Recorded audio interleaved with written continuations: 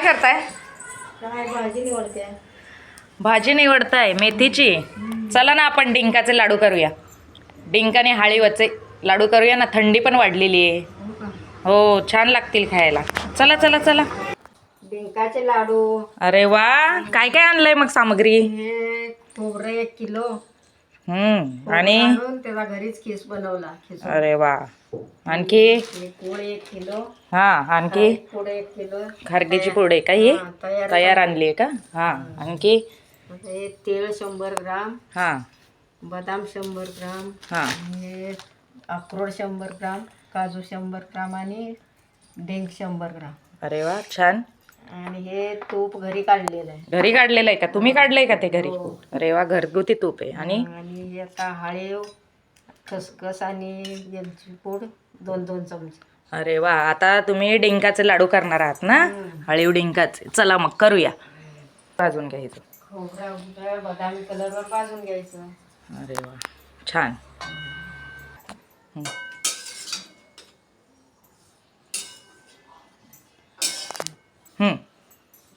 हे 1 किलो खोबरं कढईत बसणार नाही म्हणून अर्धा मंद गॅसवर भाजून घ्यायचं.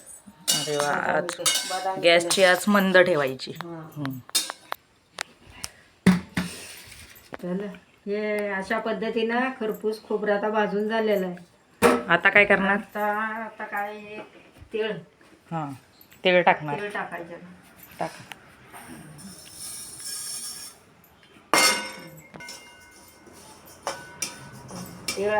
तीळ असं तडतडल्यानंतर त्याच्यातच खसखस आणि हळीव टाकायची.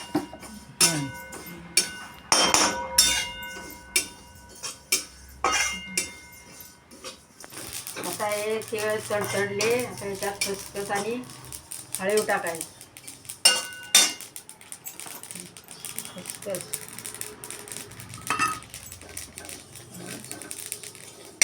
आणि हळीव.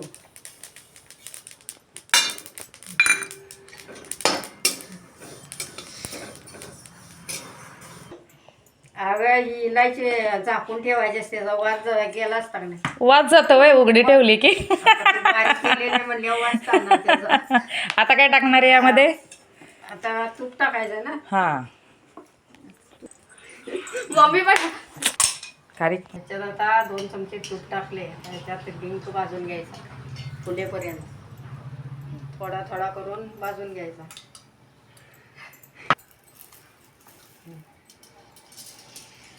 थोडा थोडा करून भाजणार आहे काय? डिंक फुलायला लागला.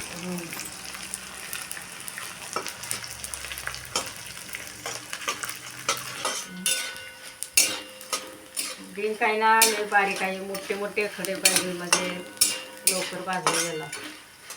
अगं आई, मगाशी तर मी डिंक खाल्ला, काहीच चव नाही लागली याची. डिंक तसा खाल्लेला चांगला लागतो. आणि तो पहिले बाबळाच्या झाडाचा काढून खायचा तसाच कच्चा. बापरे, बाबळाच्या झाडेचं काढून खायचं का डिंक? गावी असताना. ते काळं काळं काय काढताय हो? हे तुपाचं काळं काळं झालं ना सगळं. जळालं का त्यामध्ये? बाकीच वस्तू पण मग काळ्या होणार. डिंक झाला का तळून? हो, डिंकाचंच तर हे सगळं काळं निघालं. आता काय तळणार आहे? आता हे काजू, बदाम आणि ते काय म्हणतात भाजून घ्यायचं. आता तुपात अक्रोड, बदाम, काजू आणि अक्रोड तळणार आहे काय? काय काय टाकलं आता त्याच्यामध्ये? तर हे बदाम, काजू आणि हे अक्रोड हे सगळे एकत्र भाजून नंतर काय भाजायचं? खारीक. आता हे खरपूस भाजून झालेलं आहे. हे काढून खारीक भाजून घ्यायचे. आता काय करताय हो? तर हे तेल, खसखस आणि हळीव हे जराशे जाडं जाडं बारीक करून घ्यायचं. आणि नंतर त्यातच एक खारीक, बदाम, काजू आणि अक्रोड हे पण जाडसर बारीक करून घ्यायचं. खोबरं हातानं थोडंसं असं चुरून घ्यायचं. नंतर त्यात आता ते मिक्सरमध्ये हे बारीक केलं. आता हे तेल हे बारीक केलेलं ह्यात मिक्स केलं. नंतर आता हे काजू बदाम आणि हे बारीक करून यात टाकायचं, बारीक करून त्यातच टाकायचं. हे मगाशी ते तूप ओतून काढलं होतं काळं झालेलं, ते आता निवळलेलं ते वरचं यात टाकून द्यायचं. यातच खारीक पूड गरम करून घ्यायची.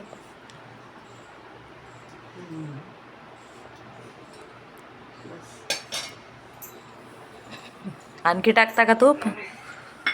बस होईल ना. टाका ना, आणखी लागेल ना. बस, आता गुळात थोडं टाकायचं तूप. गुळ पातळ झाला की त्यात सगळं मिश्रण टाकून बांधायचे लाडू. आता याच्यामध्ये खारीक पूड भाजणार का? हा.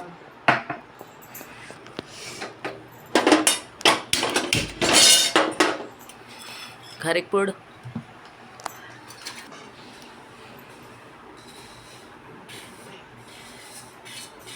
ती रेडीमेड आणली ना तुम्ही? हा, रेडीमेड आहे. ते काय करताय आता?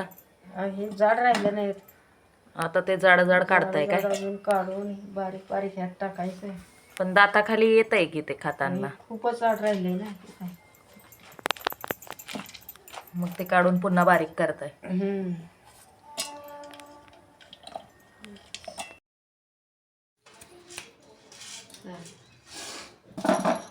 आता हा डिंक एवढा बारीक करायचा हम्म. आणि मग हा डिंक जरा जरा बारीक करून ह्याच्यात टाकायचा. तो तसा हातानच बारीक होतो, पण मेहनत वाचण्यासाठी मिक्सर मध्ये बारीक केला काय? मेहनत कमी. आता काय करणार आहात? आता गुळ पातळ करून घ्यायचा. हे सगळं मिश्रण त्यात टाकायचं.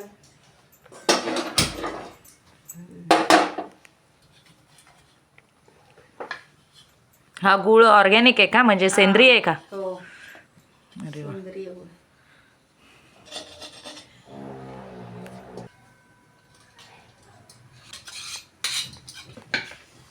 किती चिकट आहे गुळ, तोडून जाईल.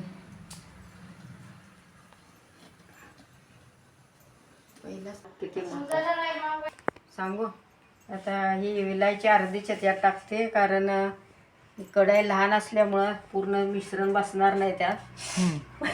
म्हणून अर्ध सामान बाजूला ठेवले. इथे अर्धा किलो बाजूला काढलंय का? हा, अर्ध खारीक पूड बाजूला आणि ते काढलंय. बाकीचं मिश्रण, आणि ह्यात अर्धच टाकणार आहेत.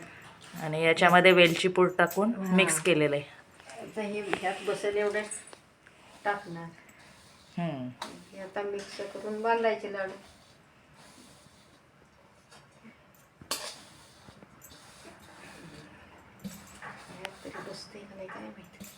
आता हे झालं, हे सारण मिक्स झालं. आता ह्याचे लाडू वळायचे, गरम गरम असतानाच वळवायचे, म्हणजे वळतात. झाले छान. दाखवा लाडू. हे काय अरे वाव, किती छान दिसतो लाडू. डिंकाचे लाडू आपले तयार. हे अशा पद्धतीने आज आम्ही हाळेवाणी डिंकाचे लाडू तयार केले.